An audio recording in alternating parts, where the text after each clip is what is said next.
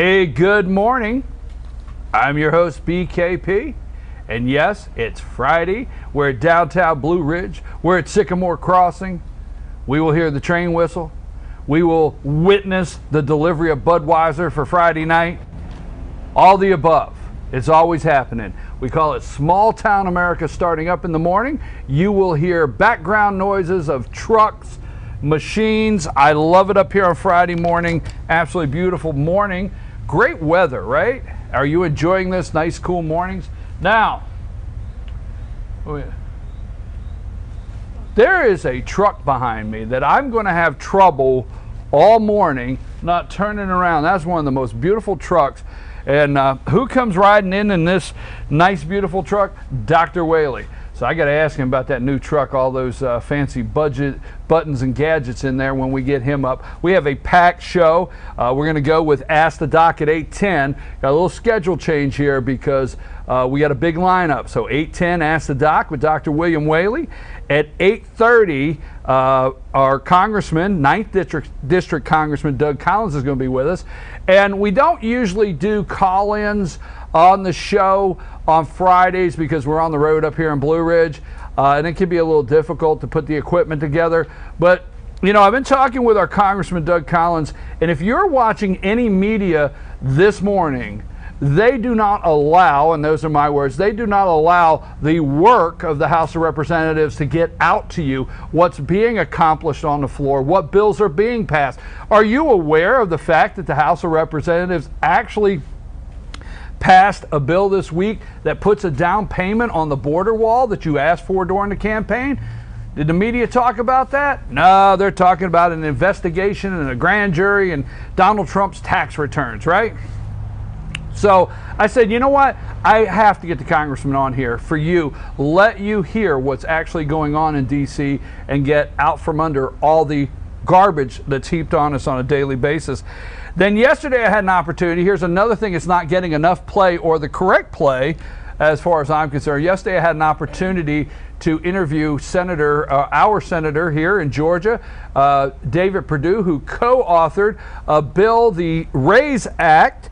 The RAISE Act ends chain migration, replaces our low-scale system with a new points-based. It favors applicants that speak English, financial support, being able to financially support themselves and their families, and demonstrate skills that they come to this country and get a green card that are beneficial to, you know, the American dream and make America great again. So yesterday I had an opportunity at 12:30. Some of you have already seen this interview. It is on YouTube. Some of you had an opportunity to see the interview live yesterday, but we're going to play that at 9 o'clock. We're going to play the interview with Senator David Perdue because we want you to get the truth on what really this immigration bill that media is not really talking about or getting the truth out about this. It is landmark legislation. It's been over 50 years since we've addressed our green card immigration issue in this country. That's at 9 o'clock. Oh, let me back up. 8:50. I'm sorry. At 8:50, we're going to do a Fannin County update.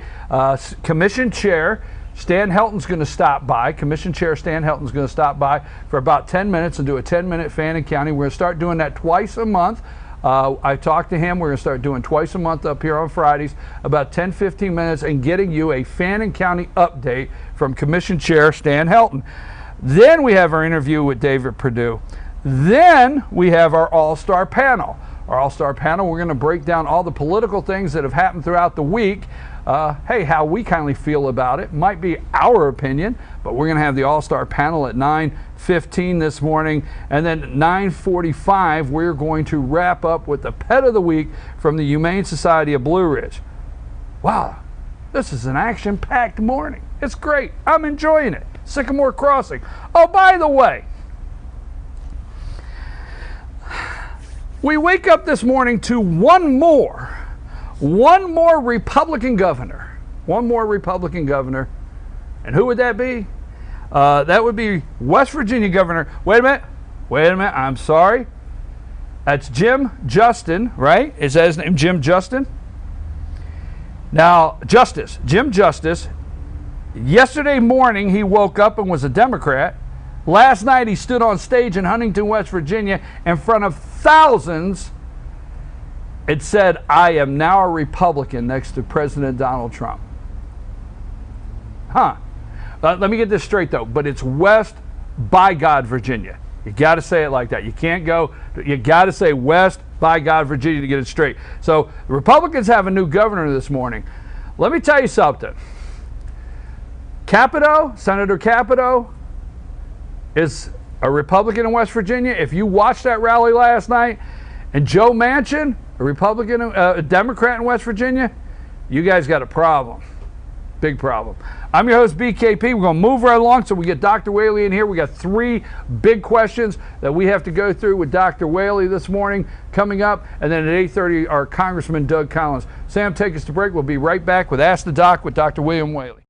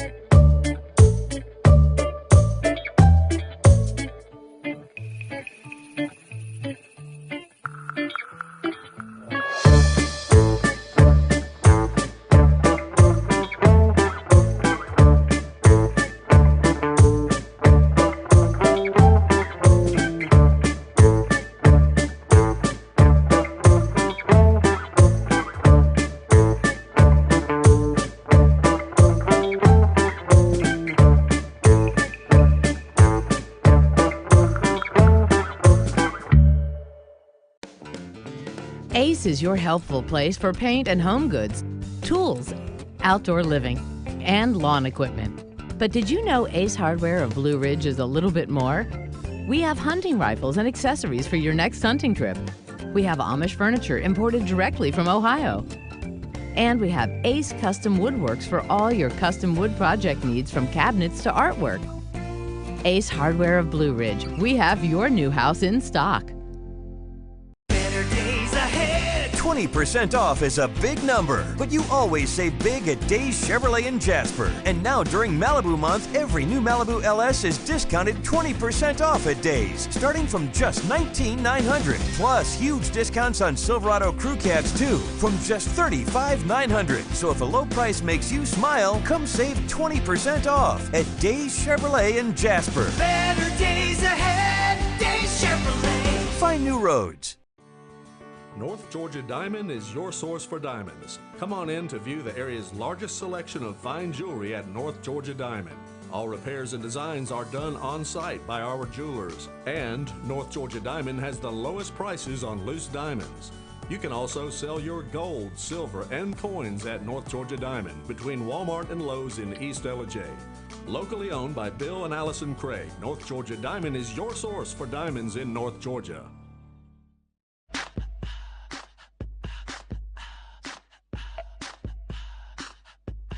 What you gonna do with all that junk?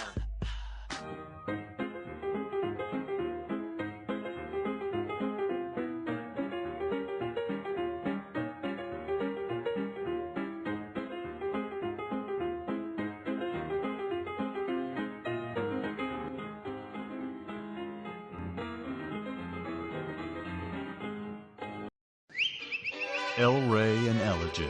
El Rey Mexican Restaurant. Family owned and operated, and a local favorite for families, parties, and meetings. Great prices. Friendly service and delicious Mexican cuisine. Patio dining available. Come sing in Carlos's Cantina every Friday 9 to 1. Eat in or take away. Same location for 14 years. Open 7 days at the corner of Maddox Drive and 515. North Georgia's favorite Mexican cuisine. El Rey. El Rey and Ellijay.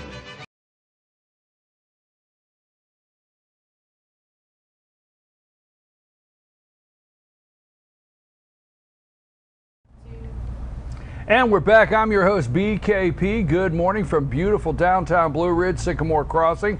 And the noise you hear in the background, I think that's the engine on the train. That is. And we'll hear the whistle soon. Whistle soon. Welcome, Dr. Whaley. We apologize that we have this abbreviated segment of Ask the Doc, but we have a full show today.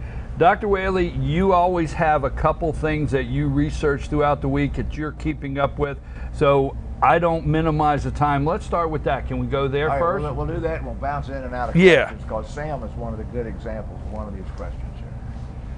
First of all, How do you make a good example every week for something? something I'm doing. Okay, all right. First of all, you get your Zika update. Okay. It's the middle of the summer now. Yes. I was chewed up by mosquitoes last night out at the home of one of your all-star panel. There have been no documented cases of Zika transmission in the state of Florida in 2017. And remember, this time last year we had 2 hotspots in Florida where there was little mini epidemics of Right. Zika. Now, they attribute that as much to the mosquito population eradication as to the fact that the Zika virus isn't in people's blood. There have been 4 active cases in the state of Texas. One brand new case came up 2 days ago in a new county that didn't have it before. Those counties are all down around the Brownsville area. So the Zika virus isn't dead, but what we thought might have occurred this year does not seem to be occurring. So take comfort in the fact that the spraying of the mosquitoes and the public service announcements probably about dumping the water out of your backyard have done some good. Well, that's a great update because, you and I were together last year when this was really at the height of media attention. And, and there was some good advice, tip the water over, don't leave old tires. And there was bottle caps, everything. And there was a lot of great public information that, and the work that has, where we have an update like this today. So, I mean, that's a good update. Question. All right, now we'll flip over to one of the questions that Elmy asked the doc was, can you sit too much? How does that question? Yeah, exactly. Exactly. What are the risks of sitting too much? All right, so we've talked a couple weeks ago about the economy class syndrome blood clot flying in an airplane. So when you're in an aircraft and you're sitting for a long period of time, that airplane is pressurized at 6,000 to 8,000 feet. Your oxygen tension is low, your feet tend to swell, the circulation in your legs is poor, and particularly if you are moderately overweight, or if you're wearing tight garments, or if you're taking birth control pills, or if you're pregnant, or any of the things that can increase your risk of clotting, then you get the risk of a blood clot in your leg.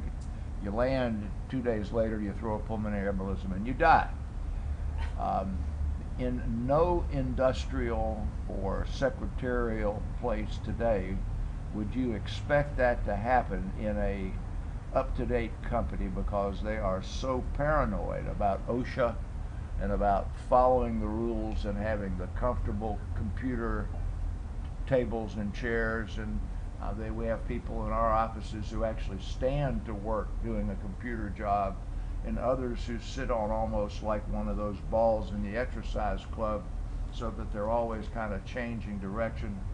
They are required to take a 15-minute break in the middle of the morning, which means that they only sat an hour and 45 to 2 hours, and then they had to get up and leave for 15 minutes, and then they took another hour and 45 minutes, and then they got to walk for half an hour because they got to go to lunch, and they have to punch in and punch out. So all of that sounds sort of militaristic, but what they're doing is protecting themselves from those people getting clots. Now, take it away from the industry, take it away from the airport, and put some partially disabled or elderly person at home who sits on a recliner for 4 or 5 or 6 hours at a time, and the only activity they got is punching the remote control. There is a danger there of clotting in the legs. Those people should get up and walk around. And that's about all you can say about the danger. Well, on the dangers of clotting in the legs, I have seen a lot of advertising where there's desks that are here and they will raise up so people can work. And I really do think that's good. And I'm not in favor of sitting for long periods of times in one place, but I understand what Well, you're you sit saying. in front of this screen for a long time, but if you'll notice, Sam's sitting over there. Sam's taking her legs and she's sticking them forward, she's putting them back, she's wiggling her feet. So actually, she's doing what she would need to do if she sat that way for 5 or 6 hours. But she also gets up and walks around a little bit. So it puts me on to my, I'm gonna take responsibility for bad behavior today. And I'm waiting for this. I am bad. Pay attention, Sam. Pay attention, Sam. Not you, but I am bad about not taking responsibility for my actions and about not admitting if I've hurt somebody's feelings, even though I didn't mean to do so. But there are two terms that I have repeatedly denigrated, and those terms are microaggression and safe space. And we went through that with this business, with the college campuses and everything else. And there was a study published in England yesterday that almost made me cry, because it made me realize that I was a guilty party, and it was, what was titled was Obesity, Fat, Shame. And it said that people who are obese, whose healthcare providers approached them in a fashion that made them feel microaggressed, such as they would look at the chart and look at the weight and make some facial judgment, or they would go tisk, tisk, tisk like that, or some sort of body language that they did not approve of the weight. And then repeatedly, I will say, this patient has lost 4 pounds in the last 3 months. That would be 16 pounds in a year and 160 pounds in a decade. The trend is in the proper direction, so I'm giving them reinforcement. But I'm also guilty of saying this patient has gained 4 pounds in 3 months, which would be 12 pounds in a year and 120 pounds in a decade, in a negative fashion. And I now know that if by doing that, I'm creating a fear that I might fuss at them. Okay, now what the British system showed was that the people who have had that, who are overweight, go in to see the doctor for complaints like cough or abdominal pain or whatever, almost 40% less than people who are not overweight, partially because they don't want to put up with the negative approach of the staff or the physician or whatever, and therefore they are underdiagnosed for things like peptic ulcer disease or some real chronic illness that's causing them to have symptoms. So we in the health profession have created a barrier to an overweight patient wanting to go get looked at for, a bearing that's squeaking or something in their body. And if we're guilty of that, if I'm guilty of that, I want to try and change my behavior. I have a quick question on that. So, see, I've always been in favor of, or actually have chose my doctor due to the quality of care I feel I receive, and then also to the fact that that they're honest with me. See, I accept the brutally honest, and I think everybody accepts things different. So I accept the direct, you better do this, or I go to my doctor and my doctor says, look, you're going to take medication or do this. Which one are you going to do? If you want to this. So, but I understand what you're saying. Yeah, I understand what you're saying. So, but that's a personality thing. I do believe if you just look at the way you're living your life, earning your living, and everything else is to be out there to weigh evidence, to present evidence, to make decisions based on evidence or opinion or whatever. But you're in the marketplace of ideas, and it's people who do that can weigh evidence and say, look, the guy's telling me the truth, but I'm still going to drive 15 miles over the speed limit and leave my seatbelt off. But you've made a judge decision. I think it's another personality. So you're saying you've made a decision to focus on your microaggression? I'm going to. And another thing, you were talking about that truck. I can't help it. I honestly haven't figured out how to do anything with it yet and turn the interior lights on, but I have an appointment this afternoon at the end of the day with Dr. Ray Tidman, who has a similar truck, a couple of years older, and who is a rocket scientist and is really big on technology. So you have an appointment. He's going to go through. I have an appointment. He's going to, Dr. Tidman, younger guy, is going to take me through how to drive my truck. That's great. I can't turn on the interior lights. So at least by the time I go home tonight, I'll be able to turn on the Well, interior I will say this, two things. Number one, it's absolutely a beautiful truck. And number two, I am sure you're in good hands with Dr. Tidman, the rocket scientist, is going to show you how to push. He's going to push the buttons this afternoon. All right, I got another one I want to touch on really quickly. The big news that came out yesterday and day before yesterday that got tremendous amounts of publicity was the study from Oregon where they learned how to splice fix a genetic mutation, not genetic mutation, a congenital genetic defect in an embryo that causes hypertrophic subaortic stenosis in the heart. Now, they did 72% of the embryos that they tried to repair were successful, and therefore, if those embryos had been implanted into a woman to have a baby, they would have then eliminated that defect from all of the children in the next 100 generations of the donor. The donor of that sperm has hypertrophic subaortic stenosis, caused hypertrophic cardiomyopathy caused by a genetic defect. Well, what in the world are you talking about? Last week, a boy died on a soccer field in Atlanta, 16 years old, of a congenital cardiac defect, which is hypertrophic cardiomyopathy. It is the most common cause of sudden acute death in male and female athletes that are really well. The guy that Lynn Bias that died from that was drafted by the Boston Celtics and died at his first practice, died of that disorder. So that's a real serious disease, and now they got the ability to manipulate that gene and make it better. Well, the bad part of all this is if they can make that gene better, then they can make this and make your kids taller, or they can make them more blonde, or do something else. So the actual technology, I didn't think was going to get this far, and nobody predicted that they would get this far before 2030. So they're 13 years ahead of what the scientific community thought the pace would be. But this is an opportunity to eliminate in the progeny of families sickle cell disease, cystic fibrosis, multiple of these conditions that people are born with that come to a genetic mutation in the egg.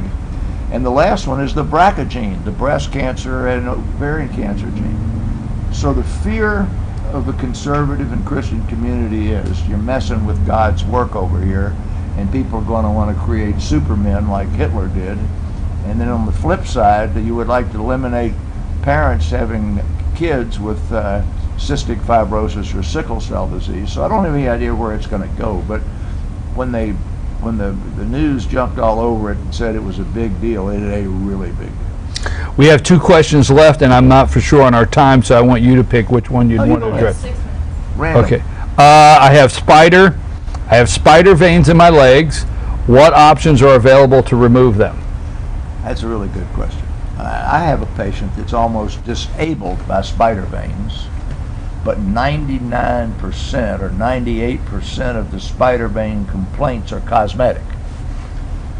My particular patient has real severe varicose veins that began to appear when she was in grammar school, and by the time she was in her teens, she had knotty varicose veins that began to clot and then had spider veins. So that patient has that possibility of having those large varicose veins stripped, thrombosed, all of the various procedures that shut off the blood flow in them, and then the downstream spider vein would sort of slide away.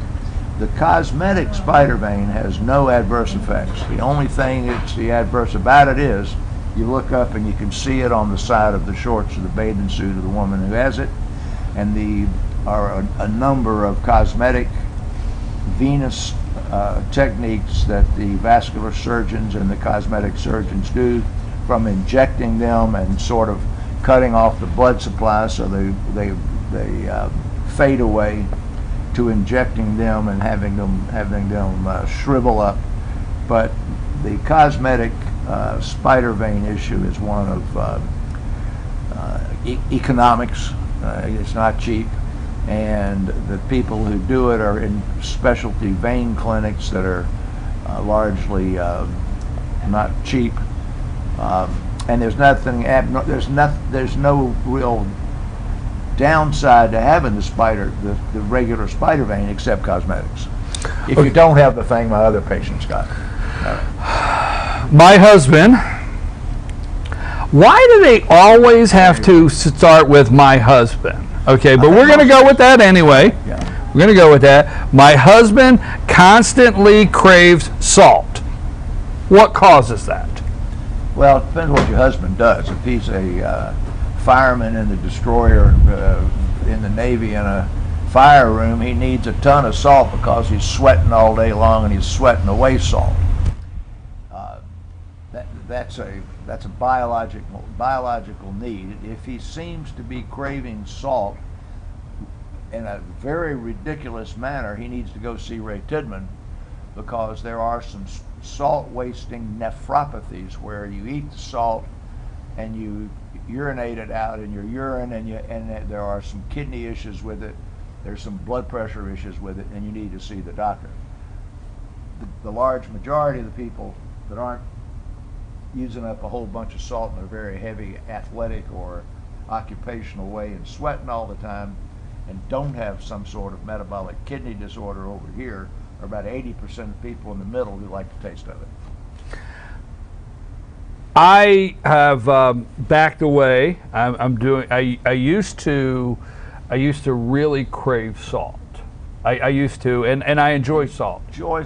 Craving, if you can think about. All right, that's yeah. If you can think about what you mean by craving, there are people who have bad iron deficiency anemia that you've heard that eat starch or eat dirt or chew ice. That's called pica, P-I-C-A, and that is a craving. So here's a normal person with a normal type diet, and they want to go out and eat Argo starch, or they start eating buckets and buckets of ice. Some of them might eat coffee grounds. Now that's a pathological craving caused by iron deficiency. Okay. Now, when somebody enjoys salt, I like sea salt better than regular salt, and I'll pass up salt on something if it can't be sea salt, but if it's sea salt, I'll put it on there.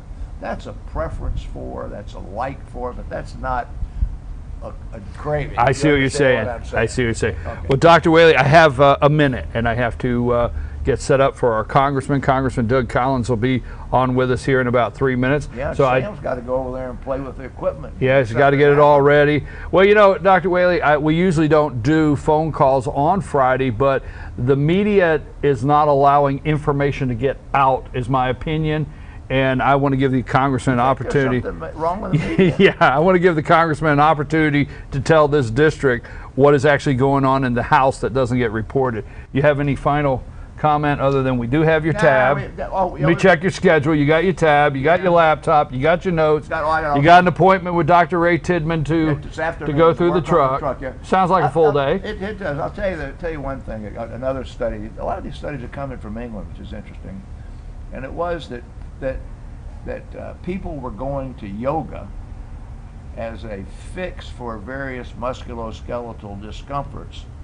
21% of them got worse, and 11% of them got a different sort of pain.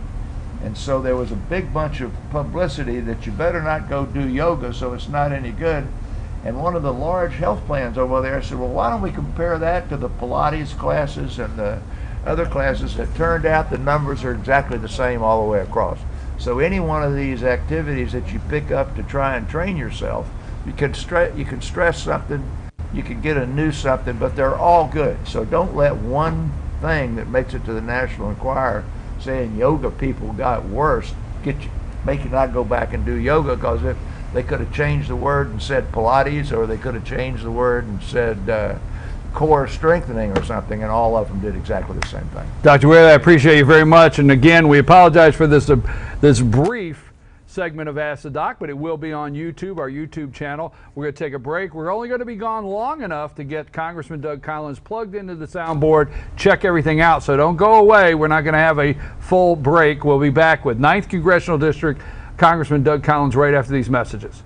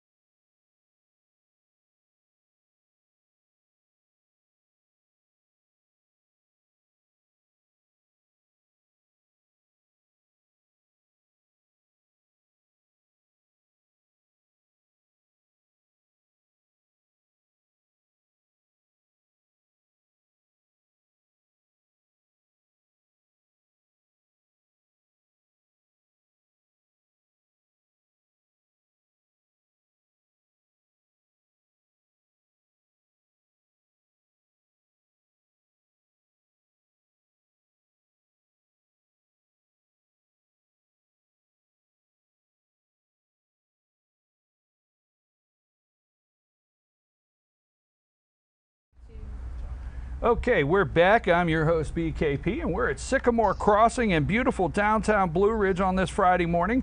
And our next guest I have with us, 9th District Congressional Congressman Doug Collins. Congressman Collins, are you with us? I'm ready, Brian. How are you today? I'm great. And is the aroma Delta Jet Fuel South yet? Are you? Yes, No, I'll never forget, Congressman. That's your very first return home. I have that imprinted in my head as the sweetest aroma is Delta Jet Fuel South, right? Am I right? Exactly. A Delta Jet pointed south and jet fumes in my head. Exactly. My nostrils is a great thing. It is. Congressman, here's what I want to do this morning, and this is what I thought about last night when I discussed with your office about you being on this morning. I said, what direction do I want to go in? And I'm just going to put a general direction. I, for one, folks out there, believe that there's several media groups that are not allowing the good work. There is some good work that's going on in the House of Representatives, and it's not being put out, talked about. There's a lot of things happening with veterans. There's down payments on the border wall. There's things happening in the House. So, Congressman, that's where I want to do it. I just want to lay it out. And why don't you just tell us some of the great things that are taking place in the House of Representatives that's not getting out to the media? Well, I would love to, because I think that is an important part. And I understand when most people look at Washington, they don't see a difference. You know, they House members and Senate members are sometimes, you know, what is the difference? And I understand that. I think the biggest issue that we've got here, though, is we've got a president, you know, frankly, who wants to do stuff. We got a president who is working hard. We got a Congress that has set out some bold visions. And I'm going to be just frank with you. Last week was a disappointment. Last week was a failure. On the Senate side for health care. House, you know, just go back to what the House has done for the first, 6 months of this time. We have passed the bills that are on the VA. We've actually got passed through. And then we've actually passed a health care bill that began to get us out of Obamacare, gets us away from the dynamic of government intrusion into health care, and begins to get us on a path in which people can actually have access to affordable care. And then there's one that really got me and struck me the most. Well, something you and I have talked about a great deal, and there's a lot of other things out there, but this one is something that has affected Northeast Georgia for a number of years since it came in. That's called Dodd-Frank. It was the banking law that really just changed everything, and it's caused a lot of our community banks, a lot of our smaller banks, and basically a lot of our businesses to have trouble. And then the unconstitutional CFPB, the Consumer Financial Protection Bureau, which actually literally gets into the wallet of everybody in who carries a credit card. And on the day that Comey was testifying in the Senate, when all the world was transfixed on what the former FBI director was going to say, we passed a repeal of Dodd-Frank and a reorganization to the CFPB. And did anybody want to pick that up? No. We were actually the biggest regulatory overhaul in history almost went unnoticed because everybody's chasing something else. So I think when you look at this and you look at what's going on, we've had 260-ish plus bills that have passed the House. Many, by the way, are almost completely unanimous. I mean, we're talking Republicans and Democrats that are simply sitting in the Senate where Democrats have decided to just shut the world down. So I think when you focus on the fact that we're looking at real people doing real things and worrying about our districts, the House can say we've done our work. Besides this right here, because like I said, and I want our viewers out there to know, and I think a congressman will tell you, if there's things in the House that I disagree with or have question or issue with, I'm going to directly call you, and you know that. So this is not a cheerleading session for you, and I know you understand where I'm going with that. This is an opportunity to say exactly what you said. We're in North Georgia, and we have small banks up here, and we have people in the banking industry that I know very well that, you know, we shut the door and they say, hey, the regulations are stacked three foot high if you stack them that high on the industry, but that kind of information is not getting out. What other ways are you have an opportunity to get this kind of information out to especially your constituents here in the 9th District? Well, one of the best ways, and it's really interesting because, everybody talks about Comey and everybody talks about the stuff that we've done. I would encourage everybody to go to our website, our DougCollins.house.gov. We put out stuff on Facebook, our Twitter account, but also on our YouTube account. And I would encourage people to go because there's a video that's been seen a lot. I mean, literally millions of times. On me actually questioning Comey last fall. These are ways that you can get around and find out what's actually happening on Capitol Hill directly from us. Sign up for our newsletter. We give you those kind of things. I want to tell you, but you and I, and you've been perceptive enough to pick up on this for years, is this issue of regulatory burden and the things that the president actually has talked about, and I've talked about for a long time now.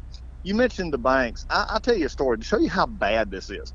One of the first meetings I had right before the time I was getting in Congress just a few years ago, I met with a bank president, a small bank, 2 locations. We're sitting there and talking, and he said, I have to tell you a story about Dodd-Frank. And I said, okay. He said, we got audited. The bank regulators come in. He said, they came in with almost 14 bank auditors or examiners, and they got mad. They got mad because we didn't have a conference room that would fit them. He said, Doug, the funny part about it is we don't have that many employees in the 2 banks. And I said, it is amazing to me how that kind of thing is crushing and how, the situation that the Democrats took control of and worked it. So in the House, we're focusing on real problems, real issues in the world, and we're passing stuff that we would love to have, get through the Senate. And I think that's a distinction that needs to be drawn. It's not an excuse. I've called the Senate rules into question on many times when they have to go through this 60 process. But frankly, last week we saw a dysfunction in the Senate over a bill that only needed 50. So we're just continuing to work hard and just, do the things we promised the people. Well, let me ask you a question, and I want to go that direction just for a minute because this is, I guess, what's that big word, deja vu? You and I were having this conversation not even a year ago, and we were talking about, I could go back to our interviews not even a year ago, and you were actually numbering the amount of legislation that the House had passed had been sitting in the Senate. Okay, so let's go there. And you would always come on and say, look, we've got this many bills, we've moved over there, and we just want to get them to the president's desk. If we could get the Senate, get them to the president's desk, we're doing our job. So now they're in the Senate, and I mean, I guess obviously I don't know where you have an answer on this, but what's the frustration level of you and your colleagues saying, hey, we promised our people back home we were getting it to the Senate, and we even helped campaign for these guys and girls over here and said, hey, we'll get you the majority, get our stuff to the desk with the pen. What's the frustration level on that, Congressman? It's pretty high. I mean, it is among a lot of us, but there's also a frustration level that Brian, it's also we have to acknowledge as well, and you acknowledge it in your business. People who are listening and watching right now acknowledge this all the time. And we're not talking about getting everything we want. I mean, this is not one of those things where we're saying we're simply saying from the House perspective, we've done our part now. And I was very frustrated with healthcare in the sense of we gave them a bill. Now, we can disagree, and believe me, I've got a lot of people who call my office every day that disagree with what we passed in the House. But also, you can't deny the facts that the premiums are going up. People can't use their insurance. In Northeast Georgia, most providers on the federal exchange have only one insurance provider, maybe two, and then no doctors that accept it. We can't keep in the same vein. And I think what's happening for us is if we can't pass stuff, if they're not willing to legislate, and they're not willing to do simple things, then it's very frustrating, to say, okay, here's what we have to have. So you have the problem of the Democrats obstructing, which is exactly what they're doing, but also you have Republicans who can't come together and say, okay, we didn't get 100% of what we wanted here, but we got 85, 90% of what we wanted. I'll vote yes on that. And that's become a struggle in the Senate, and it's become a struggle that we've seen so far. So my goal is to say, let's work on doing what we promised. There's not a Republican in the Senate that voted no last week, either the 7 who voted no on repeal or the 7 or others who voted. None of them ran on keeping Obamacare. And that's just a simple statement. None of them ran. None of them had big problems when it was 2 years ago and we passed a repeal bill to go to the President Obama, who was going to veto it. Where was their genuine concern then? I think that's the problem that we got to have. I don't know. I'm with you. I don't know, because I say so often on my show, because there's been 3 election cycles. Okay, 3 election cycles since Obamacare, and the reality is there's not one Republican congressman or one Republican senator that did not run on repealing Obamacare. Everybody there had an election cycle to where somewhere they told their voters that they would repeal Obamacare. Am I wrong on that? No, and we always said, and look, after October 13, the dynamic changed. October 13, it actually went into effect. So we knew that there had to be, and that's why we have Tom Price at HHS. That's why we have the ability right now to redo these markets and actually get an individual healthcare market back again. Look, last week I took to the floor last Friday morning. You know, I serve not only in leadership, but I serve on rules and judiciary. Right. And I did the rule for a couple of bills that we had. The VA bill, actually, it was last week, we finished up, which by the way is a very good piece of legislation. But we was out there and we were just going through the morning, and unfortunately my colleague from New York, Ms. Slaughter, she decided that she was going to talk about how great the night before was in the Senate and that the health care bill failing. And so I just went on, and I encourage people to go, and if anybody needs to, they can call our office. We'll send them the clip. They can go on and see it. But I made this statement that was basically the concern that what happened in the Senate last week was not a victory, and it was not heroic. It was a determination that the process was going to stop.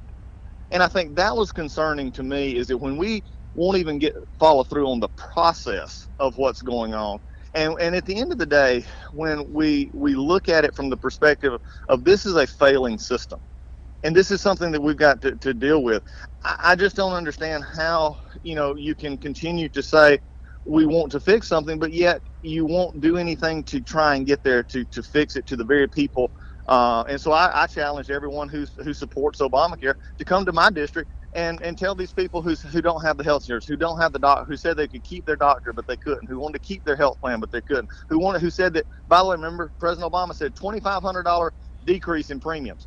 We've had astronomical increases in premiums, not decreases in premiums. So I think this is the part but it goes back to a governance issue. And I think this is what I'm going to try and continue to do and try and work with, is to simply say, let's find the conservative principles, let's do the things that we promised, and let's move forward. We're going to disagree. We may not get it all at one whack, but we're going to get it done. And I think the House is showing it can do that most of the time, and we're just not getting any help. Well, Congressman, I just in what short time we have left, let me ask you this. Three subjects, because, before the president was elected, there was a lot of discussion about the VA health care, and I know that's very important where you're concerned, especially in your district and nationally, but the VA, criminal justice reforms, and down payment on the border wall. So let's try to get something on all three of those in what short time we have left. Oh, we can definitely do it. Support the president. We put what the president requested in our budget bill, our appropriations bill we passed last week. That's in the bill. Now it goes to the Senate. We're going to have I'll just go ahead. We're going to have a bumpy September dealing with appropriations and debt ceiling, but we'll deal with that. But the House has said we believe in the border wall, which, by the way, Schumer, Obama, and Clinton all voted for back, but they want to forget that. VA bill, and the stuff we passed 4 major pieces of VA legislation that I agree with Senator Isaacson on. Senator Isaacson made a statement the other day. He said we might as well just call these the no excuses bill. Secretary Shulkin has no excuses now to not make the VA what it should be for our folks as we move forward. So I think as we look forward in those regards, those are the best things that we can look forward to. And the last one was, give me a reminder again. I think I hit all 3, but I said criminal justice, build the wall. Criminal justice reform. There you go. Yes. Criminal justice reform. We just introduced a bill called the Redemption Act. It builds on what we're doing here in Georgia, but does it in a different way. Most people who get sentenced, especially to federal prison and even state prison, are going to eventually end up back in our communities. What we're doing is from a money and moral issue. I call it M&Ms. Money and moral. From a conservative perspective, we need to do it, spend our dollars very wisely. And from a moral issue, we believe that people who make mistakes should have the opportunity to make something of themselves while they're incarcerated, not shortening their sentences, not being soft on what they do, but have them, when they go into the federal system, be evaluated so that we can begin to set benchmarks in which they're regularly treated and regularly held to accountability, personal responsibility, Republican principle, Republican idea here to say, we want to see you better so that when you go back to your homes, your families, and your communities, you're a productive citizen and not somebody who's simply going to be going back to prison pretty soon. So we're excited about what we're doing there. And again, for me, it all starts and ends with the 9th District. And that's just what we're doing. Thank you, Congressman. I know, I guess let me ask this again. Is there a feeling, we know, and that was our theme today, is to give you an opportunity to talk about accomplishments that are actually taking place in the House that people are not getting an opportunity to see. But is there a little concern of coming home in a break and getting the feeling from your constituents or getting emails or whatever saying you guys didn't get anything done? Is there a concern on that, which we know the truth, but we're trying to get it out? Yeah. No, I look at it as an opportunity, Brian. I've always done that. I've always been in this district, and I always look at it as an opportunity. For me, it's my job to explain. It's not people's job to go out and have to find it. It's my job to explain. We're going to give them every opportunity to know what's going on, to what we're doing. And I've always put my voting record and my discussions up. That's why I'm on with you all the time. That's why I'm all over trying to say, here's what we're doing. And I look forward to it. Those who agree with me, those who disagree with me.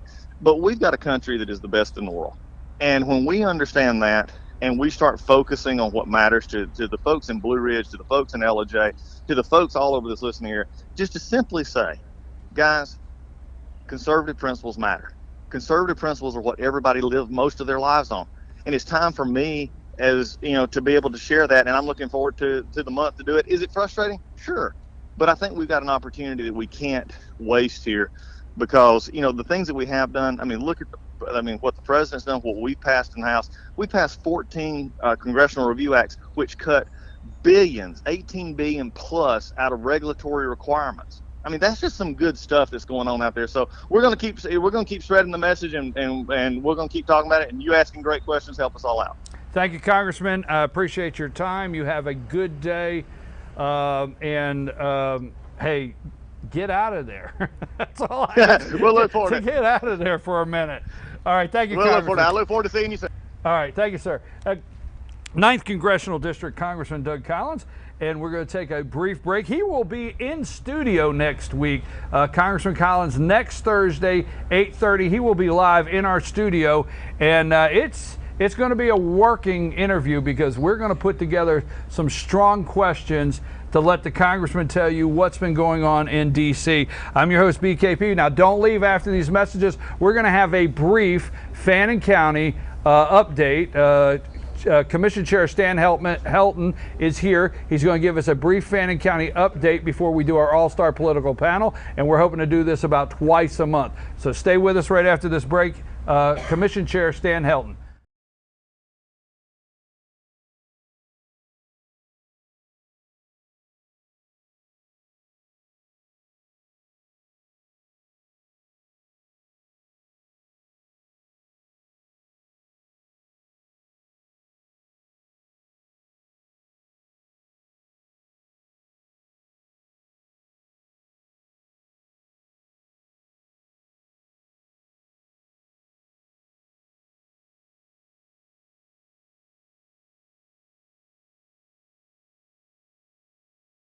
Circuit World, brand name merchandise at unbelievably low prices.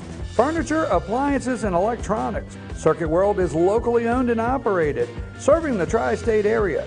Circuit World has highly trained professionals to help. Visit your hometown Circuit World today. 3 locations in Georgia, Ellijay, Blue Ridge, and Blairsville, Franklin, and Murphy, North Carolina. No credit checks, so let Circuit World deliver to you today. North Georgia Diamond is your source for diamonds. Come on in to view the area's largest selection of fine jewelry at North Georgia Diamond. All repairs and designs are done on site by our jewelers. And North Georgia Diamond has the lowest prices on loose diamonds. You can also sell your gold, silver, and coins at North Georgia Diamond between Walmart and Lowe's in East Ellijay. Locally owned by Bill and Allison Craig, North Georgia Diamond is your source for diamonds in North Georgia.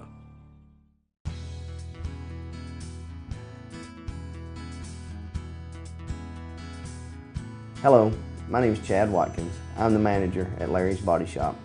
We are a family-owned and operated business and have been serving the North Georgia area since 1978. We are located at 1216 Progress Road in Ellijay, Georgia. Our shop specializes in collision repair and we work with all major insurance companies. Larry's Body Shop is ICAR Gold, the highest role of training recognized by the collision repair industry. It is estimated that only 10% of collision shops meet these standards. Our shop consists of state-of-the-art equipment such as laser measurement system, down-drive spray booth, spot and MIG welding equipment. All of our paints are mixed on site so that we can guarantee your paint to match every time. I know that having an accident can be a stressful event. We take pride in making sure our customers are satisfied with the repair of their vehicles. Our waiting area is clean and comfortable with free Wi-Fi and refreshing beverages. So if you're in an accident, stop by and see us at Larry's Body Shop.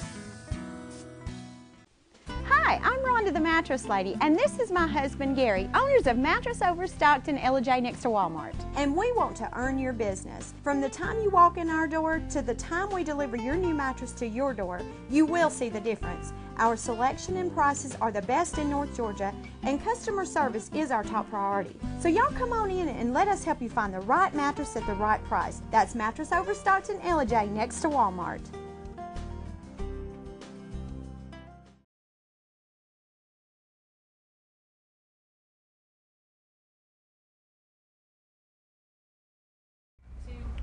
Hey, we're back, and I'm your host, BKP, and we're at Sycamore Crossing in beautiful downtown Blue Ridge. And this is a segment that we're starting, we're going to do it monthly, hopefully, at the convenience of the schedule, hopefully of the Commission Chair of Fannin County, whenever available, I want to welcome Commission Chair Stan Helton. How are you doing? I'm doing great, sir, and thank you for having me here this morning. Well, you know what I was thinking, Chairman, is 6 months, and you know, there's been a solid 6 months that you've been in the office. 6 months is an opportunity to get some things going, make some changes, set some direction. So just give me a brief summary of the first 6 months, some of the highlights that you feel, the accomplishments. Okay. I think it starts at the priority, the fire station, number one. We, as you know, we had that re-engineered, had a lot of buy-in from all the leadership in the fire department, EMS, and we talked to architects, engineers, and very importantly, got the post commissioners involved. And what we've come up with as a result was a savings of about $1 million with no integrity issues at all with the station itself. In other words, we've saved $1 million over whatever it's going to cost us, hopefully no more than 3, and there won't be one hair singed on any citizen or, very importantly, any of the fire personnel because of these changes. And we felt like that was very important to do, and when you get good people, good leadership involved, you can make a better decision. So that one, we had a grand opening a couple of weeks ago, as you know, and we've been working with the school system because they have their agricultural center just adjacent property. So we've been working with them closely on water lines and making sure our engineers and construction people don't get in the way of their folks, and because we're going across their property. So we've had some integration meetings. Tell me if I have this correct, because I was at that workshop, and I'm going to give you opportunity there. I was at that workshop where I enjoyed it. I'm going to say I think we'll get this out in the open. If I have something I need to say, I'll come see you, won't I? Mm-hmm. Okay. Oh, yeah. So I mean, seriously. So I'm at this workshop, and I am very happy. I'm seeing the blueprints laid out. I'm seeing an opportunity for citizens to circle the table. The architect is talking, general contractor, post commissioners.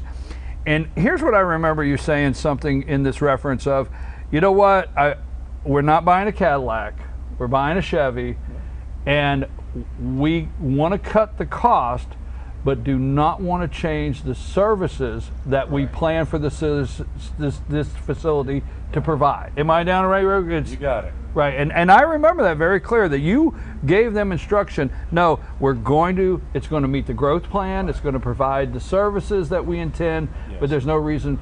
What did that come in under the initial speculation of cost? Is there somewhere, didn't that come in a little under the original? Well, we've the bid we accepted was slightly over $3 million, and we can identify at least $1 million in savings that we come up with based on the changes, and basically just trying to move, as you say, more from a Cadillac cost to a Chevrolet function. And so I feel very comfortable in saying that's how much that we've saved on that station. Something else we really haven't said a lot about is here just about a month ago, we opened up our old volunteer station up at Nuntutla, the end of Asker Road, the old number 3 station. Had an expansion there of about $140,000, and now that is fully manned, full personnel 24/7, and that's the 4th station in the county that we have that is fully equipped with personnel 24/7. So we've got better coverage, and in fact, you could say we've had if you want to work numbers, we had 3 before, and we've got 4 right now. So those are 2 big items, and one that I don't want to be overlooked is how critical it was to get that Nuntutla station going and cover an area very quickly that we weren't able to before. But moving Fire Station 1 out of town, getting it going, construction going, that's well on its way. I want to, in what time we have, I know I asked you about 6 months and there's been a lot, but I want to talk about the roads and the road department and Public Works Director. Is that the correct? Public Works Director. You've spent a lot of time, and again, citizens, there was a workshop, and it was all laid out on the table. All the roads were laid out. There's an emergency plan, identifying roads for emergency reasons, for weather now. Yes. But one thing that came up here recently is there's been some work on, there's a moratorium on accepting new roads into the county. Can you briefly give us why there's a moratorium and discuss that a little bit? Sure. Well, I'm very pleased with what's happening out there. As you know, we had I inherited a budget decrease in that department of about 11%. And last year, before I actually took office, I had the opportunity to go out and work there with personnel several days. And you learn a lot by the old management by walking around and just having your antenna up to see what was needed. And we come up with some ideas, and I had the opportunity last year, before I took office, legally to sit down and talk with the other commissioners and kind of get a plan going forward.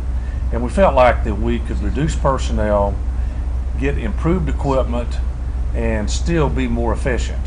So first of the year, we had several meetings to sit down and identify, first of all, what are county roads? Let's identify them, let's publish that, and make sure that people know. That way there's no questions about whether your road's county road or not. And we've got 415 of those roads. I didn't realize that until this year, how many we have. So it's a big job, and as the year's gone forward, I really didn't feel like that we were doing as good a job of taking care of the roads we already have. So it's kind of a difficult assessment to make if you decide to adopt your road versus my road or someone else's. And you've got folks that have public or private roads that have lived in this county for decades. So we've tried to back off of this a little bit. Let's take a better job of what we've got and continue what was already an existing moratorium on county roads. Now that doesn't mean we won't ever consider that, but we try to do it now a couple times a year. It makes more sense. We've already got requirements in place. We've got legislation already that goes back to 2002 on what we need to accept roads. So once you start adopting roads, you're taking on what likely is an immediate capital investment, and that's really kind of a stretch on taxpayer dollars. Well, I for one, probably if I live out on a road that I'd like the county to adopt, I would probably be saying, hey, you need to adopt my road. But in my little summary here, is it kind of like, let's take care of what we have, let's identify, take care, and feel good that the people that actually live on county roads in this county are getting the service first. And I hate to say it like that. Then we'll look at what we can bring in, and can we maintain it? I think that's a fair assessment. And here's something else that's important too. We're trying to reach out and communicate better with our own fire EMS folks and let them give us some input. Absolutely. On the roads. And I just had a great meeting this week with the new superintendent of schools, Mike Watney, and Benny Long, that's over transportation, and basically told them, here's what we've got as priorities. Here are roads that we are going to work on, but you're carrying the most precious cargo in the whole county, our kids, on your buses, and you're having wear and tear, and they're having to be on some of these roads. Give us your input. We'll factor that in. So it's not just if you're a citizen that can raise the most cane. We'll factor this in and really include the school in part of that decision too. So public safety, the safety of our children, and we're gonna put those in our priority list. Then we're gonna work out of that. Yeah. Okay. All right. Big factor. All right. Now I want to give you an opportunity to bring up any subject you want before we close. So I've got one more that I want to venture into. Obviously, the budget, the operating budget for the county, what's coming in with SPLOST, what you're paying out. You've had 6 months financially. How is the county in the first 6 months? Where are we at financially in the county? Well, I'm afraid to be too happy because, it's a long-term thing. Okay. But it's halftime. You've gone into the locker room, and we want to hold the lead, team. We don't want to fumble the second half kickoff. Exactly. Exactly. So, okay. Doing very well. All departments, with the exception of one, is a little bit over. and we've had to redo the numbers somewhat on administration to include costs that we didn't before. Right. But the bottom line on the county through a little over half is we were $1,675,000 under budget. I'm very pleased with that. Now, as we continue on back to Public Works, as you know, a big function, and we're doing more of the chip sealing. We've got paving issues we're going to be addressing, and that gap probably is going to close somewhat. But to be halfway through the year, and I know the citizens, they can read various things about what we're doing or not doing, but when you say you're $1,675,000 under budget, they understand that number. That's why I want to give it out. What is there? Is there a final point that you'd like to make this morning, or something you wanted to make sure we talked about before we left? Well, you know, the website, we're doing a lot of things on there where people can, if you've got complaints about roads, you have ways to communicate that now instead of worrying about leaving phone calls that don't get returned. Jobs, we're putting job opportunities on the website for the first time ever so that everyone has a fair chance. And probably my pet peeve, agendas. Yeah, they're on the windows. Yes, sir. You'll get yours today later on. The eclipse, we didn't talk about that. Okay. We are, as far as the county's concerned, are going to treat that more as an inconvenience event rather than safety. Now, I know the school has got plans, and I understand their reasoning behind it. But our Public Works Department, that's going to be a Monday, they're going to be working. All the safety personnel, they're if possible canceling anybody's leave, making sure they're going to be there because there's going to be a lot of crowds. But as far as closing the courthouse, you know, that's giving everybody a free holiday, and I've got some rough cost of maybe $10,000 just in salaries alone that the taxpayers would have to pay for that. So I'm going to be in the courthouse. If someone wants to take the day off on vacation, that's really up to them. But we're going to treat this event as just a big crowd and inconvenience. We're going to still be there to serve the citizens, and I will make a promise this time. If I'm wrong and we didn't do the right thing, the next time we have this same total eclipse in how many millions of years, we will close the courthouse. I like that. I like that. I really do. Folks, let me say two things before we close. Thank you, Commission Chair Stan Helton, Fannin County Report. I do want to say two things because I don't like the word critical, but I have a couple things that I keep an eye on. And transparency has been kind of bugged me a little bit. I want to tell you, get an opportunity, go to FanninCounty.com. Is it FanninCounty.com? Go to FanninCountyGA.com. Visit the website.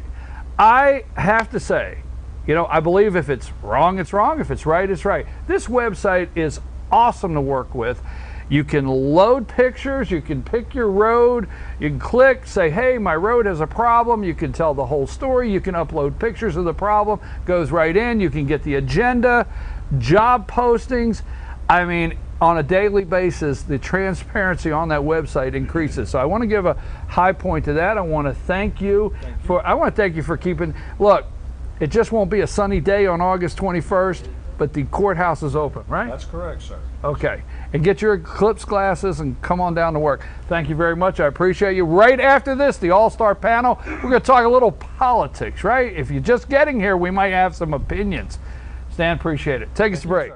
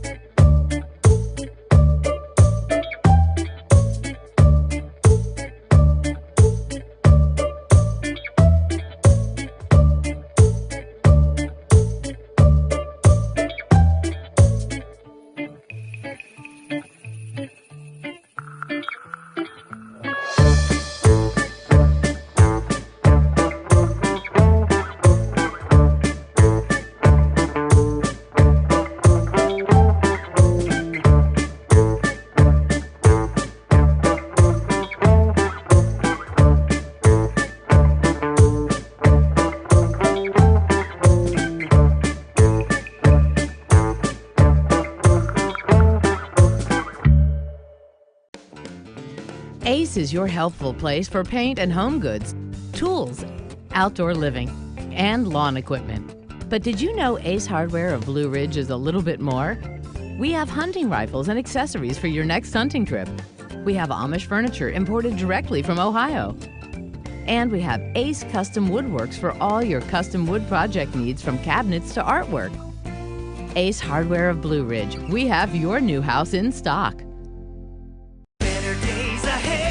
20% off is a big number, but you always save big at Days Chevrolet in Jasper. And now during Malibu month, every new Malibu LS is discounted 20% off at Days, starting from just $19,900. Plus, huge discounts on Silverado crew cabs too, from just $35,900. So if a low price makes you smile, come save 20% off at Days Chevrolet in Jasper. Better days ahead, Days Chevrolet. Find new roads. North Georgia Diamond is your source for diamonds. Come on in to view the area's largest selection of fine jewelry at North Georgia Diamond. All repairs and designs are done on site by our jewelers. And North Georgia Diamond has the lowest prices on loose diamonds. You can also sell your gold, silver, and coins at North Georgia Diamond between Walmart and Lowe's in East Ellijay. Locally owned by Bill and Allison Craig, North Georgia Diamond is your source for diamonds in North Georgia.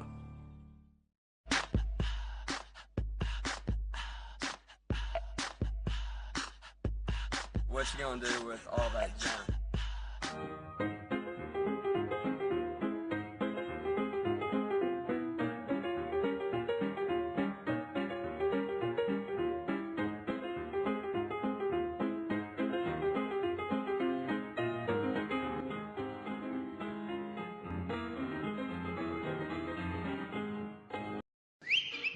El Rey and Ellijay. El Rey Mexican Restaurant. Family owned and operated, and a local favorite for families, parties, and meetings. Great prices.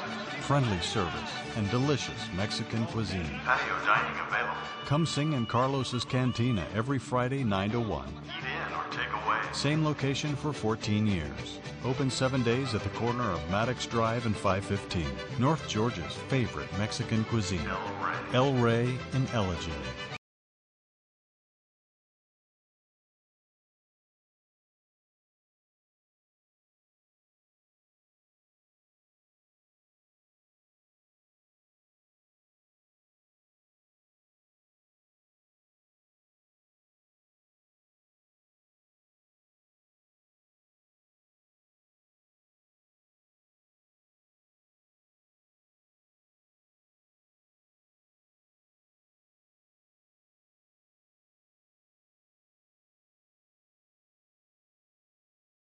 One. Oh, hey, I'm your host. We're back, BKP. Listen, let me tell you a little bit of like what happens before we come back. You give me a hard time already. Already, we haven't even got started. All-star panel. Jane, where are you at? You're supposed to be here. Oh no, got your back. She's supposed to balance things out. Good morning, guys. Good morning. Here with Bruce and Rick, the all-star panel. The sun just came Here out when we comes the came sun. Dee dee dee.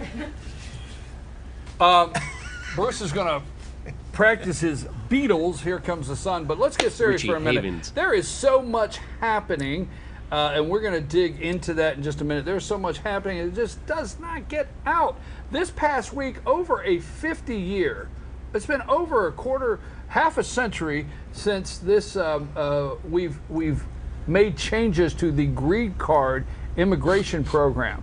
And your Senator, David Perdue, and Tom Cotton, and President Donald Trump, they got all of about a half a day of press on this great new immigration bill, the RAISE Act, okay, that they introduced this week. And I had an opportunity yesterday to interview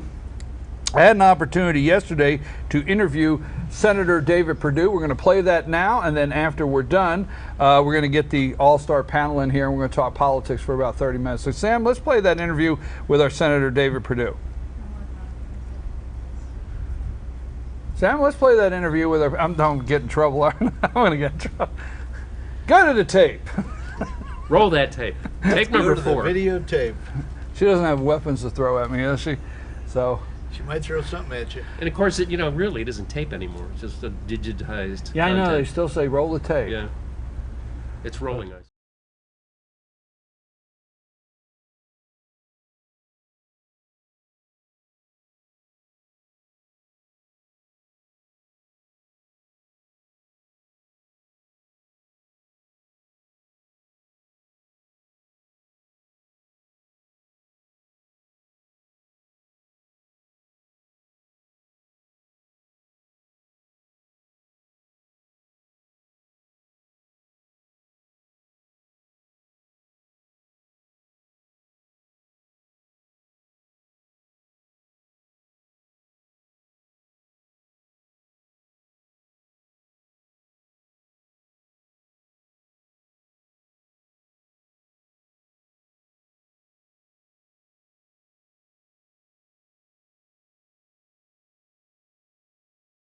on green cards. And since that yesterday afternoon, there's been a lot of discussion back and forth, but we have the senator with us now to get the actually what's going on with the Raise Act. Senator, are you with us? I am, Brian. Thank you. I hope you guys are doing well. We are. Let's get right to this. It will change the way green cards are issued. It will change the way green cards are issued, roughly going from cutting it in half from almost $1 million down to $500,000. And the Raise Act ends chain migration and replaces that replaces low-scale system with new points-based system. What's the points-based system? It's going to favor applicants would speak English. This is the quote from the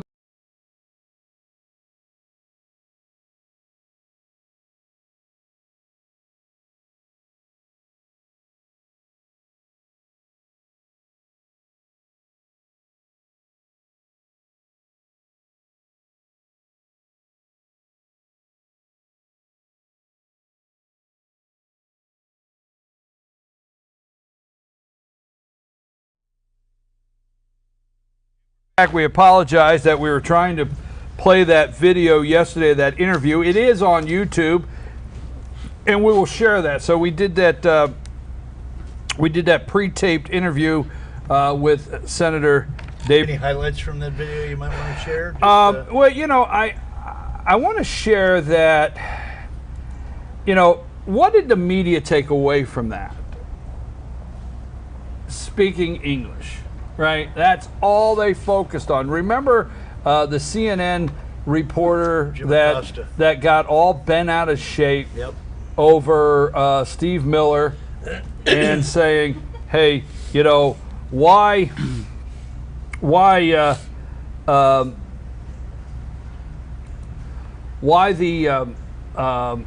I'm looking for a document. I apologize, guys. Steve Miller, he got all bent out of shape about the English, okay? The English requirement. Yeah. It's a point system. You get so many points for if you can speak English. And I think what Stephen Miller got really upset with is a highlight in there you're going to want to see is if you cannot speak English, it does not mean you will be disqualified. Just lower in points. There's you know, it's like Miss Congeniality. I don't know, but you understand what I'm saying. Yeah. I mean, there's if you bring more money, you have more like backing for your family. You're going to get higher points for that, and if you're maybe coming from China, you can't speak good English. If you're skilled labor, right? You get more points. If you have a degree in the world and I've always said, let's get the brightest and the best. And there was a time in this country we did that. We brought in the brightest and the best. If you're coming here just to suck up some social benefits, some right, exactly. We don't need you. Well, but what was the direction of the media? Oh, why is there English requirement? No, it's a point system. We prefer you speak English. We don't want you to be a drag on the economy. We want you to be able to support your family. We want you to be able to come in and have a skill. Now, what did they do immediately after that? Is you've got people like, and this is what angered me. I tell you why I wanted to get Senator Perdue, and you need to watch this video when you get a chance. Here's Senator David Perdue and Tom Cotton. Senator Perdue is introducing this. Now, his first cousin happens to be the Secretary of Agriculture. Sonny. Right? So that's his first cousin. Both Georgia boys. Both of them from Georgia, and both of them really, really in tune with Georgia agriculture and our farmers, right? One would hope. No, they are. Okay. One would hope. What were you looking? I'll get back to you in a minute. He knows where to throwing me a curve. He knows I'm rolling. One would hope. Yeah. All right, send him. But yeah, they're Give him the heater. Give him the heater, Ricky. But they're in tune with the Georgia farmers. Now, I know they are. I know. So here's the point: is you want me to believe? Don't take a drink. You want me to believe and that's my new thing with the media, that our senator is going to stand next to the president and put together a immigration bill that's going to hurt our farmers. It's not going to happen. He's not doing that, right? Right. Well, what did Lindsey Graham do? He came right out and attacked it, and he said, well, anytime you try to curtail and squeeze down legal immigration, you're encouraging illegal immigration. No. This does not change the possibility to further put in place work visas. Right. Yeah, for guest seasonal worker, work. guest right? worker program. Exactly. Yeah. It doesn't change it. But what did the media want? First, Ron Johnson, Wisconsin. There's a lot in the bill I can support, but our dairy farmers require. Tell the truth, senators. This is not going to hurt anything. This cleans up the mess. We were bringing in 1 million people, and not 2/3, but or let's say half of them, immediately were eligible for welfare. At least half. Right? Yes. That program's been going on for decades. I mean that. Do you support what they did this week in that immigration bill? Did you? Yeah, I think that part of it's fine. I don't know if it has a snowball chance of hell of passing. No, it's got to get to 60 votes. I did that in the interview. You're going to want to listen to David Perdue, Senator Perdue. I did that in the video. I mean, you can't say he's not. To get down to 50 plus 1. You can't say he's not working on the issue. He can't get the 50 votes. I just ended, guys, Rick and Bruce here, All-Star Panel. I just ended with Congressman Doug Collins. There's a lot in the Congress there's bills in the Congress that I'm not real excited about, okay? But Congress is moving some stuff off the floor over to the Senate. Mm-hmm. There are some. They sent a health care bill. You may not like it, but they sent it. If the Senate would have passed theirs, then it goes in the conference. Right? Mm-hmm. And they could have chopped on it and went this and that. But the House sent something over. Where's the Senate? How frustrated are you?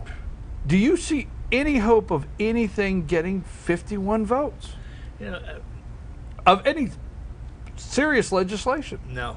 What about you? It's just crazy. I do. I think there's going to be some infrastructure, and I think the tax plan has a better chance than the health care plan. You think so? I do. I don't know, because I think here's what I think. I know when I say Republicans, it kind of is that group, identifying them as a group, obviously, but my opinion is Republicans just told us a better lie. That's my opinion. They just told us a better lie. Okay, you have Republican A and you got Democrat A, and they're running for office, and Democrat, told me this, and I'm a conservative. They told me this, this, and this, and they didn't meet my conservative values. So this one over here just told me a better lie, and that's how I'm really feeling is they just told me a better. I mean, you understand what I'm saying? Yeah. Mm-hmm. Mm-hmm. Agree or disagree? Yeah, no, you could go on the record. You want to put you on the spot because people I lie. agree. Smile again. So do I. So do I. Okay. That's 3. We're gonna break into song. Yeah. Okay. So, you think they can get some tax reform through? And yes, I think there maybe is going to be a few Democrats that will step across the line. I mean, for tax issues and infrastructure. I mean, everybody likes infrastructure. And you? Yeah, I would agree with Bruce. I think when Trump calls that he wants a bill to sign on his desk by when November, mm-hmm. a tax plan. Didn't Ryan say they had a pretty good handle on it and was getting some? Well, I'll tell you what. Let me say this. Let me say this. Now support across the aisle. Let me move on to this. Okay, I watched a report in Dallas, Texas, and it hit home for me because that's the industry I grew up in, the architectural technologies, construction. That's just where I grew up my whole life. So anytime in the housing market or the commercial real estate market, I get very interested in the Merrick Brothers. The Merrick Brothers are the largest interior contractor in Dallas. They have offices all over the United States, and I have actually had an opportunity to sell the Merrick brothers some material in the past. So there was a story on Fox, and one of the Merrick brothers interviewed said, you know, we can't find people. We can't find people to work. It's the worst. He gave the date of how long it's been. Some of the factors: Mexico's economy, thank you to America, is doing well. We sent our jobs over there, our factories over there. Staying home. And we wrote a great trade policy, being very facetious there, on NAFTA, right? So Mexico, they don't exactly have to come over here. God forbid Trump said the right thing, that was the media freaked out. The people that are coming are the wrong people. Sorry to say it quite that, right? Mm-hmm. They're the wrong people. By and large. By and large. That's why you're here, is to help me with those little things, by and large. Like that. What's your day job? You can come down to the office. You can just plant those little things to me every once in a while. Is there enough room in the studio? Yeah. You can come down. You can clean up my act a little bit. You can be the voice in his head. Brush up my act a little bit. That's right. Bruce, Mondays. You'll be the voice in your head. All right. So, by and large, the wrong people are coming across. I keep hearing Democrats say $15 an hour. Now, I have been almost 2 hours and I haven't said my bad word of the day.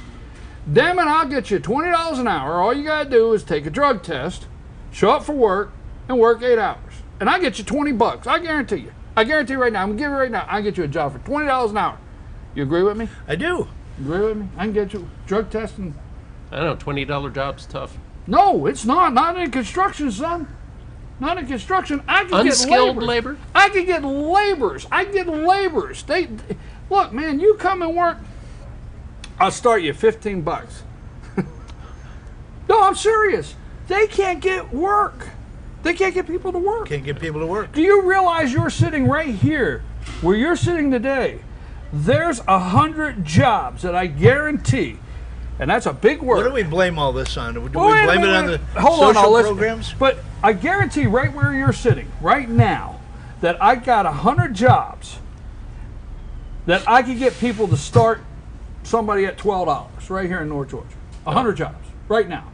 Okay, well, you're down from 15 and 20. Well, we're in North Georgia. We're not in Dallas, Texas. I'm downtown. Bruce, No. I know, 1 minute you had a regional. job, the next minute you lost yours. Be there Monday. I'll tell you what time. Anyhow, by and large, Bruce. but you understand what I'm saying? I do. Yeah. I don't want to lose my temper. I'm sitting in a meeting.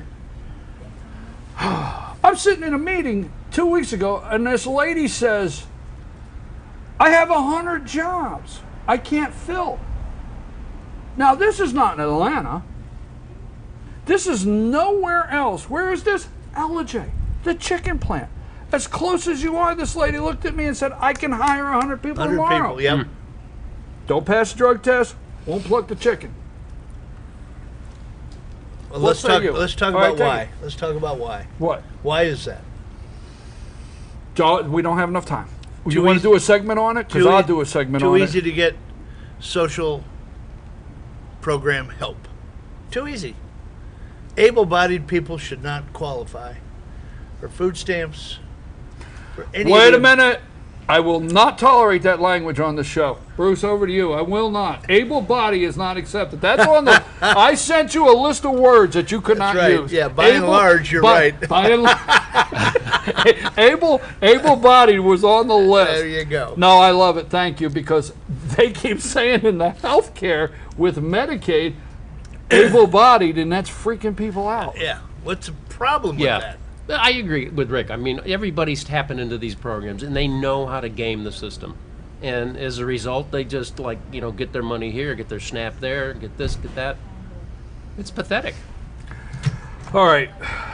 Moving right along. I will do a segment on that. What's the problem? Social. And listen,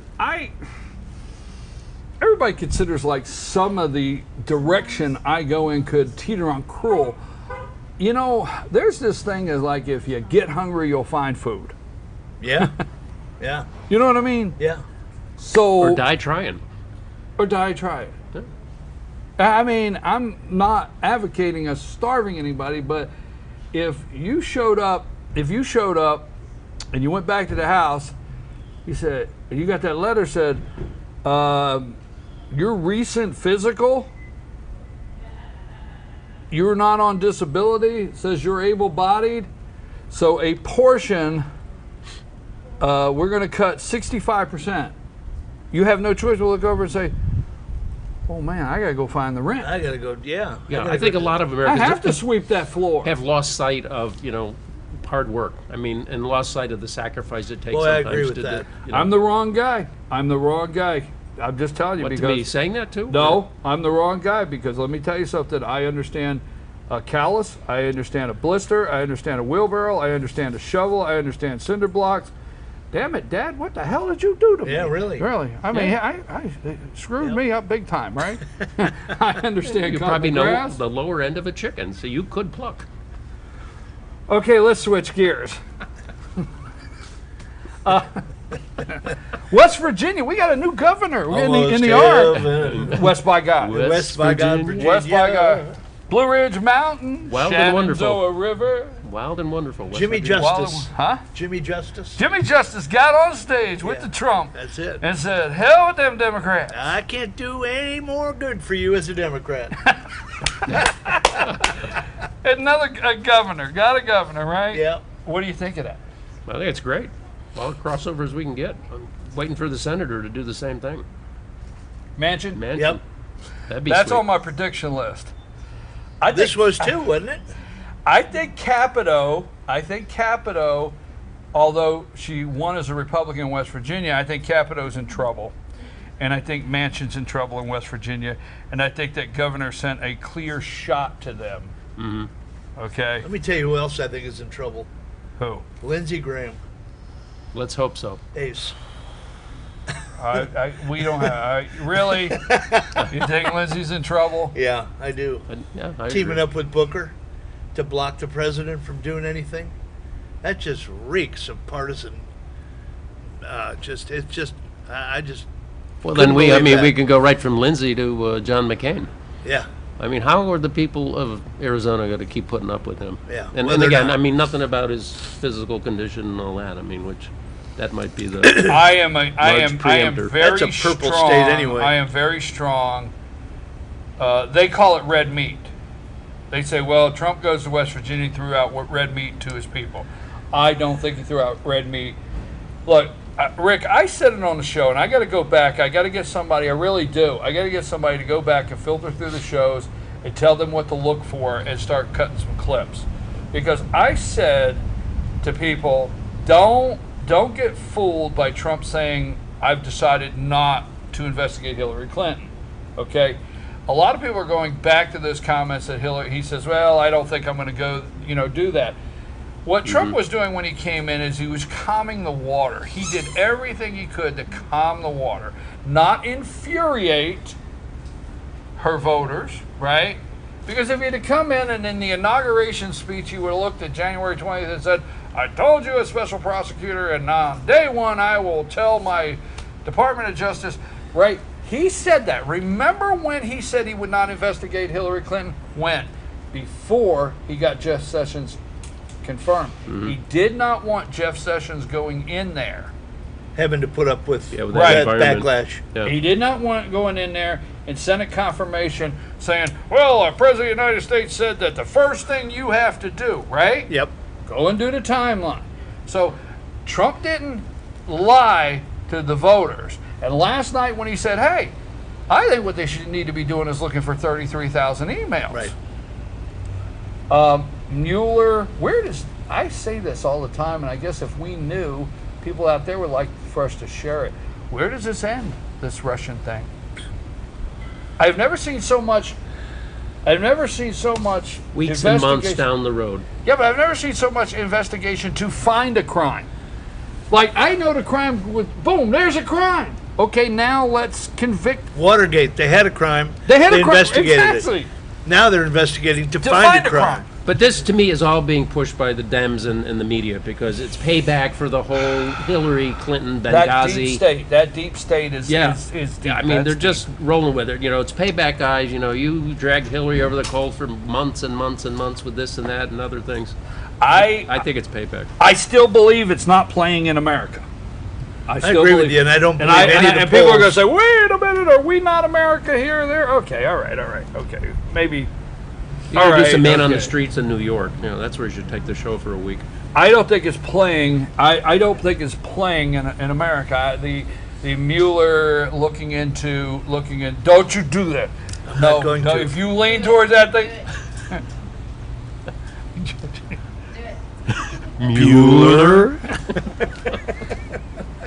You were just begging for one of those. I gotta talk about it. Bing.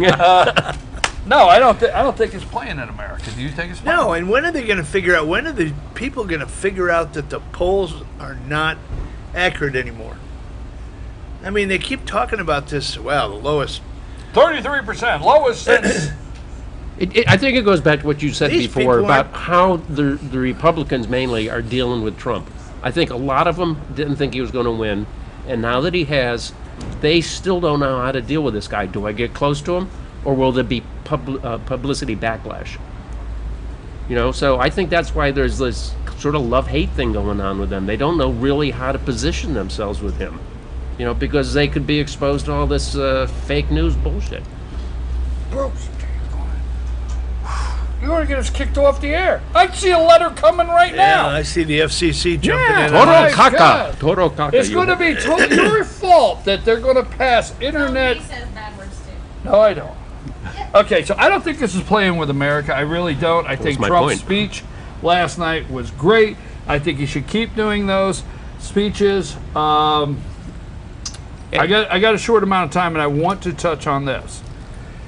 Are you concerned with how many generals are that close to the commander in chief? And I don't mean that like generals should not be close. Are you concerned that it's got just a little bit of optic of like somebody in another country that has the general standing right by? Are you a little Are concerned? you worried about a coup?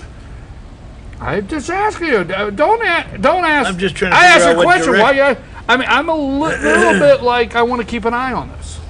He just puts the ingredients in the pot. Thank you. Are you concerned? No, my dad was a general, so I'm fine with it. What about all of this talk recently with McMaster? I mean, well, why did he send Susan Rice a letter saying, no problem, you've still got full access?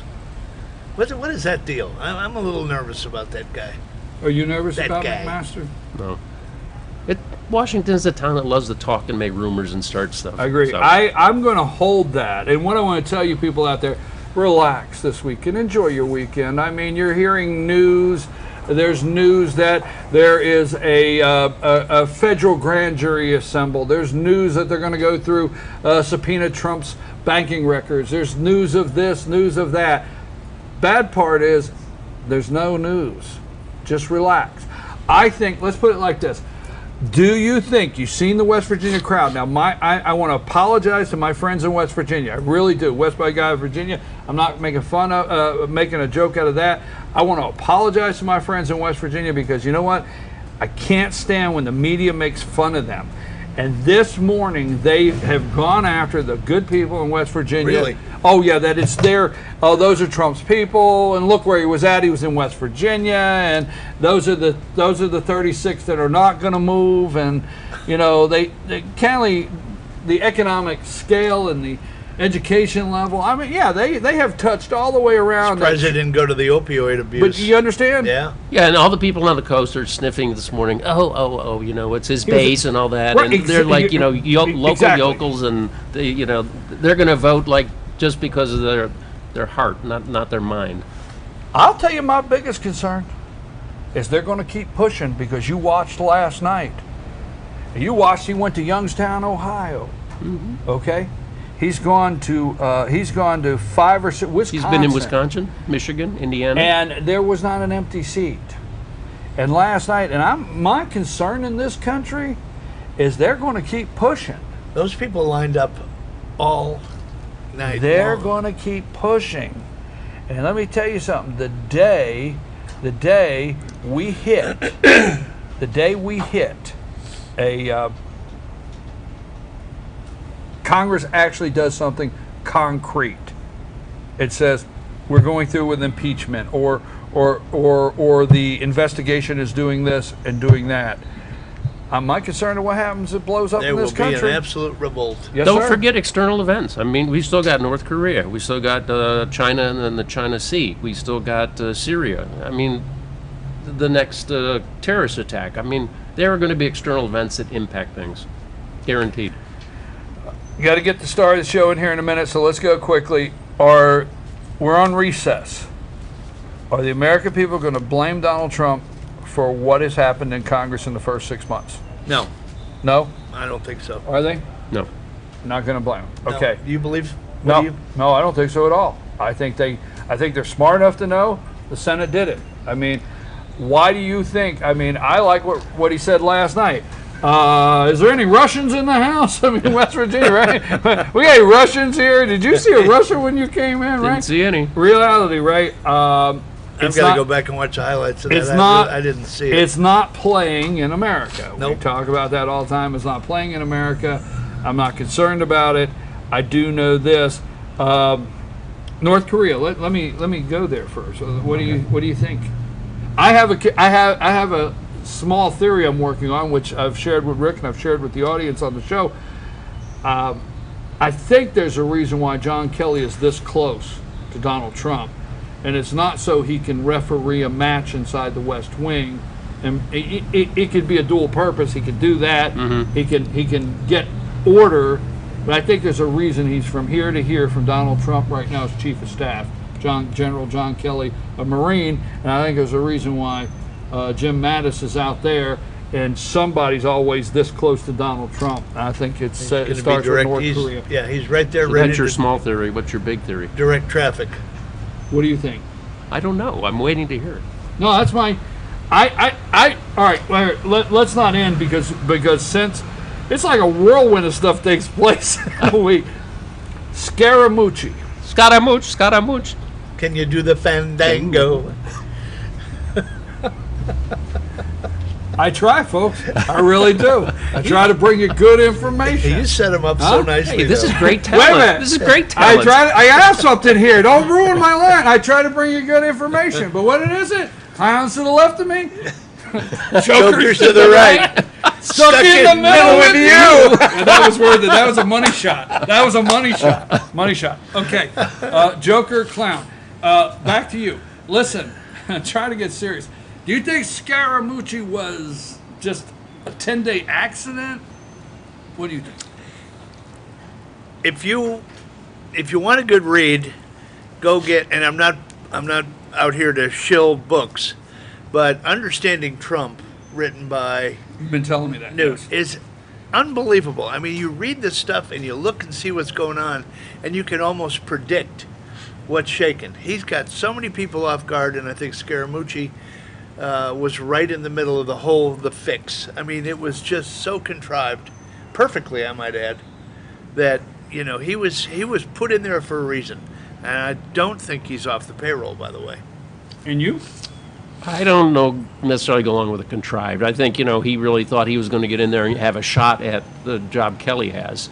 But then he went ballistic on that off-the-record bullshit. So, There he goes again. I don't know that Bruce, that's right. I'm sorry. It's not as bad as what Scaramouche said. Chicken doo-doo. Okay. Chicken doo-doo. Okay. I do know this. The guy came in, and within 1 week, the RNC was exterminated. Yeah, they were. And the general was in for the cleanup mission, and he left. Exit stage left. So I don't know. I'll tell you my big theory, and I'll tell you why. And I don't want to paint this, but I'm reading actually H.R. McMaster's book, Dereliction of Duty, with LBJ and McNamara.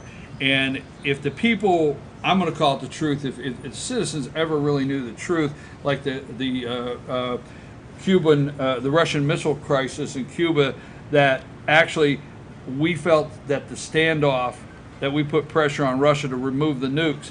Reality is they left the conventional weaponry, and in the dark of night, we made a deal to remove the missiles, the short-range missiles from Turkey, and that was part of the deal. So we had to give up a lot, and it's not portrayed that way. And McNamara was there with Kennedy, okay, and then McNamara and Chief of Staff, Joint Chiefs Taylor, okay.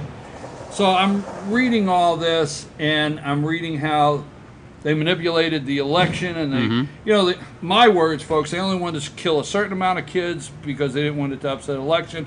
Oh, I'm freaking out reading this book, So I'm a little nervous with some of the strategy that happens and why these generals are so close. My hope is that if we do something in North Korea, because I think we have to do something, because it's either or, is my fear, that he does have the people in place that believe in winning. Was it General Rusk?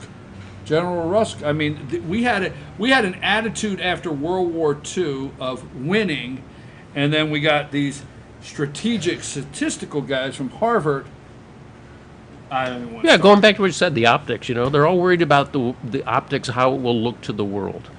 I got my pet of the week. He is the star, or she. We never know who shows up. She is the star. She's been prepping in the green room from the Humane Society of Blue Ridge, our pet of the week. Final thought of the day, sir? I don't have one. I get two then. 50th anniversary of the Summer of Love. Has that affected the society since the late 60s? Question for next week, maybe. Okay. And then just a quote from a speech Bill Gates gave. He had this thing at a high school, and he talked about things that kids should understand as adults. And one of them is, the world won't care about your self-esteem. The world will expect you to accomplish something before you feel good about yourself. Think about that. There you go. He's a one-upper. He is. He got you. Hey. I mean, no. That's why we work well together. You have got each other's you back. have caught me off guard. You give, you take. Okay. Folks, I'm your host, VKP, and I can't tell you how much I enjoy this every week. Jane, hopefully, will be back next week. I think she said she's going to be gone again next week, too. Gone again? Yeah. I think she said that last night. I'll tell you what, I have to get her contract out. See if all this time off is in there. You're always gallivanting. You're here. Anyhow, I'm your host. It's time for the Pet of the Week. Thank you so much. I enjoy this, and I think we bring good discussion. And really, if you ever want to get, and I haven't done this yet, if you want to get involved. Now, did the Yuengling guy upstage the Budweiser guy? No, Yuengling went by real quiet. Budweiser made So we had 2 beer deliveries today? We always do. Oh, so Yuengling went too. Oh, Yuengling went through, yeah. You were with Stan when he went by. Beer trucks. Yeah. I'm your host, BKP. Don't forget, now, I told you this yesterday. I've been all morning. What am I thinking about? I am so excited to announce Rose, our social media director. So follow us on YouTube, at Fetcher News, YouTube, at FYNTV. Go to our YouTube, the Twitter. Why you let me say that? Where are you at? Let's start all over. I only got 7 people to help me out with it. Follow us on Twitter, at Fetcher News. Follow us on Twitter, at FYNTV. Go to our YouTube channel, FYNTV Fetcher News, and you can actually live interact there. And our Facebook page, just check it out. You can get involved in the show starting Monday. We are asking for that interaction, and we're happy to have Rose with us. So follow us, find our page, like us, or don't like us. Hit like so you can not like me, right? There you go. Yeah. There you go. Bada bing. Bada bing, okay.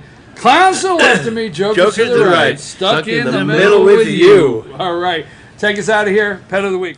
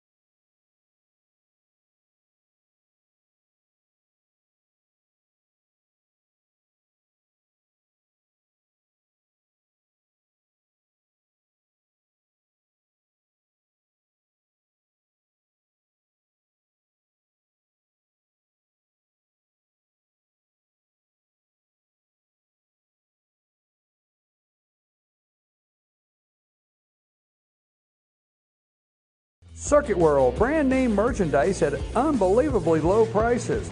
Furniture, appliances, and electronics. Circuit World is locally owned and operated, serving the tri-state area. Circuit World has highly trained professionals to help. Visit your hometown Circuit World today. 3 locations in Georgia, Ellijay, Blue Ridge, and Blairsville, Franklin, and Murphy, North Carolina. No credit checks, so let Circuit World deliver to you today. North Georgia Diamond is your source for diamonds. Come on in to view the area's largest selection of fine jewelry at North Georgia Diamond. All repairs and designs are done on site by our jewelers. And North Georgia Diamond has the lowest prices on loose diamonds. You can also sell your gold, silver, and coins at North Georgia Diamond between Walmart and Lowe's in East Ellijay. Locally owned by Bill and Allison Craig, North Georgia Diamond is your source for diamonds in North Georgia.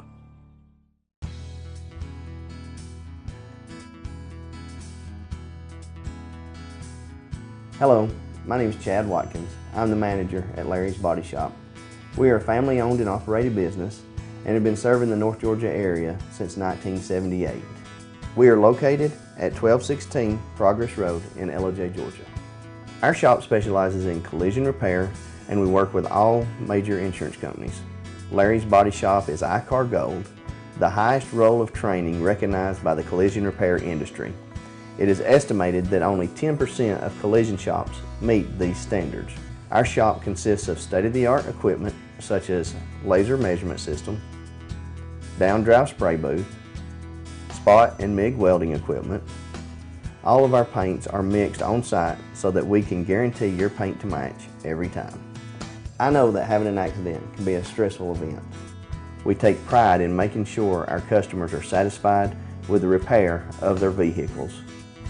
Our waiting area is clean and comfortable with free Wi-Fi and refreshing beverages.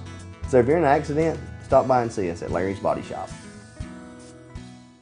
Hi, I'm Rhonda the Mattress Lady, and this is my husband Gary, owners of Mattress Overstocked in Ellijay next to Walmart. And we want to earn your business. From the time you walk in our door to the time we deliver your new mattress to your door, you will see the difference. Our selection and prices are the best in North Georgia, and customer service is our top priority. So y'all come on in and let us help you find the right mattress at the right price. That's Mattress Overstocked in Ellijay next to Walmart.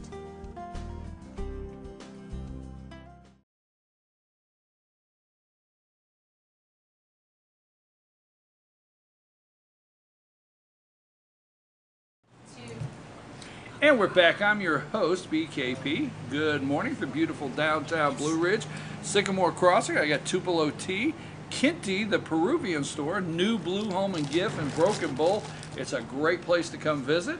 And we're here with the Humane Society of Blue Ridge, and we have our star of the show, a beautiful lady, has made it into the studio, and her name's Daytona? Daytona, I got cheese.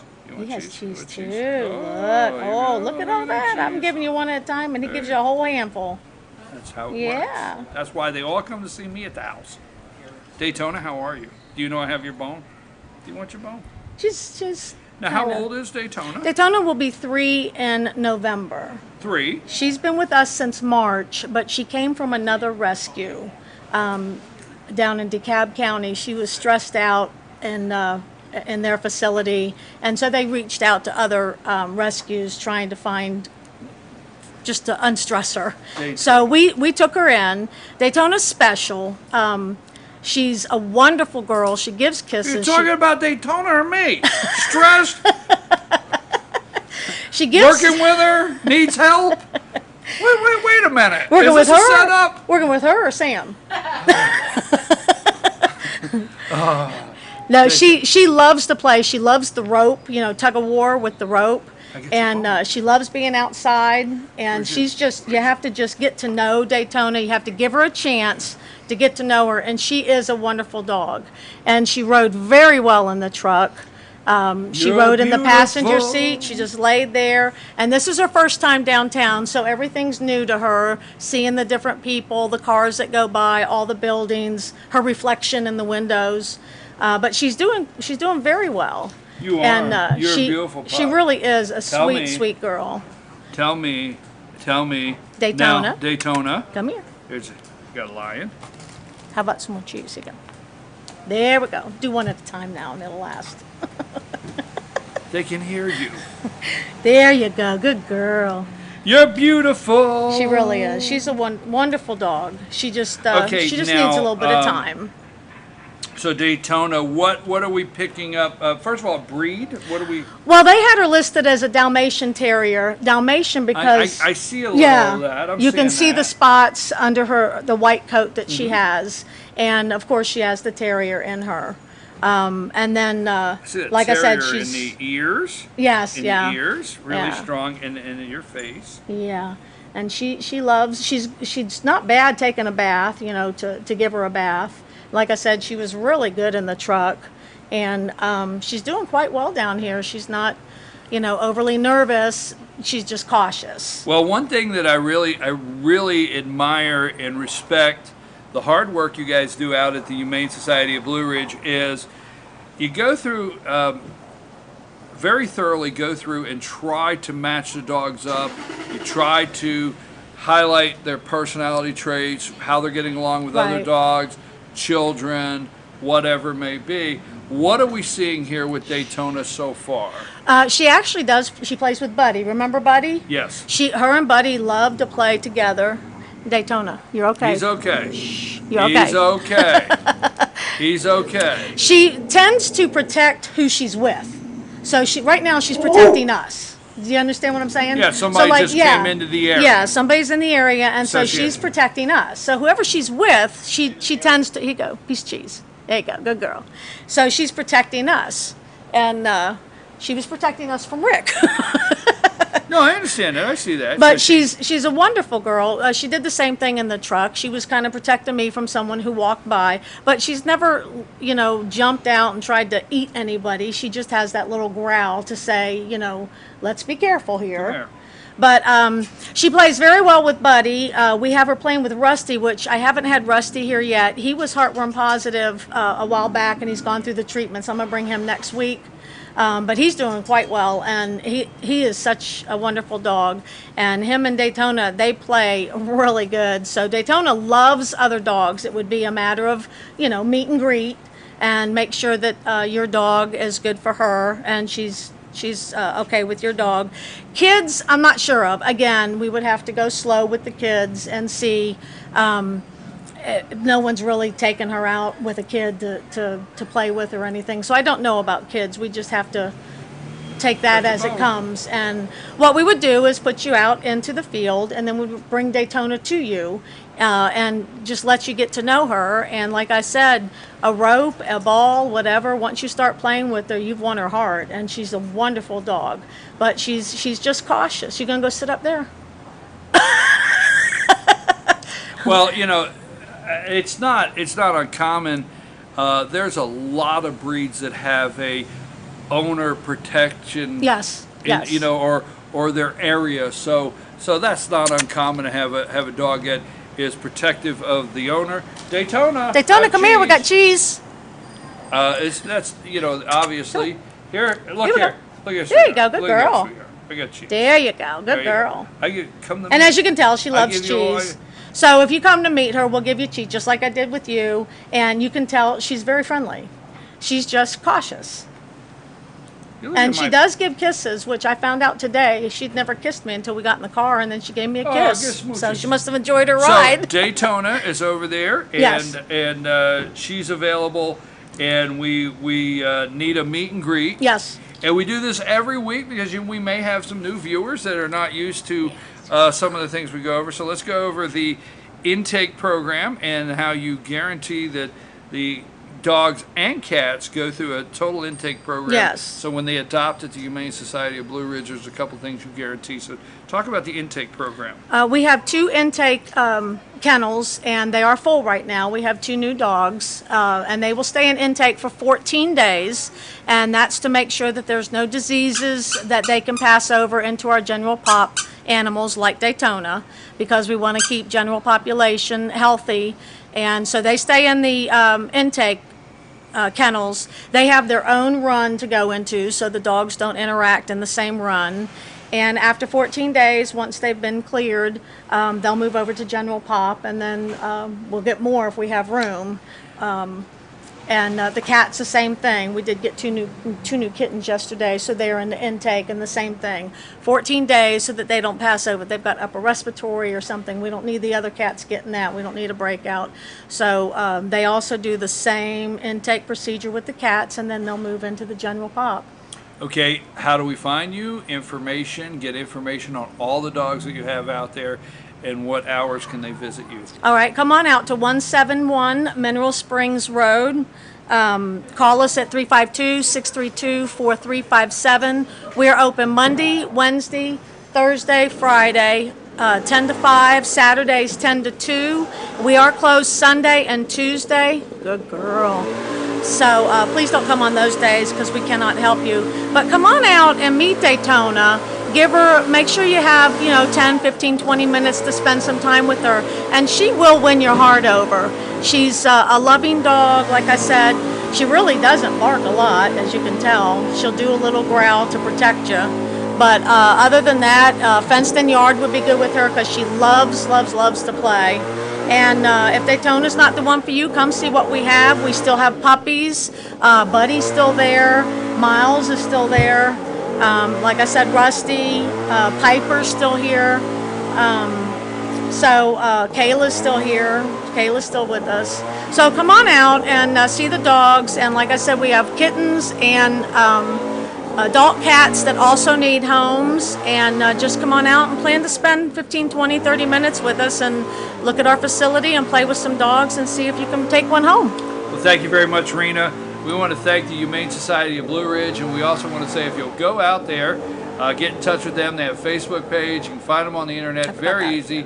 And you go out there and spend some time, and they have a great staff that will help you find the dog to adopt, so there's no return. We want to try to minimize that because it's tough on the family or the individual and the dog. And it's very tough on the dog. Right. So, so we want it to work. Daytona, you're a beautiful young lady. I know you are. Yes. And we know you like cheese, and we know you're looking for a home. So if you want to adopt this young lady today, or come on out with plenty more cats and dogs available from the Humane Society of Blue Ridge, check them out, and also go to our Fetch Your News community section where we always post our Pet of the Week and our YouTube channel. I'm your host, BKP. Again, Rena, thank you very much. Thank you. This has been a full day, to say it lightly, right, Sam? A full day, and we've enjoyed it, and we're going to enjoy the rest of the afternoon because we're going to have a Tupelo tea right after this. Sam, take us out of here. We'll see you Monday morning, 8 a.m.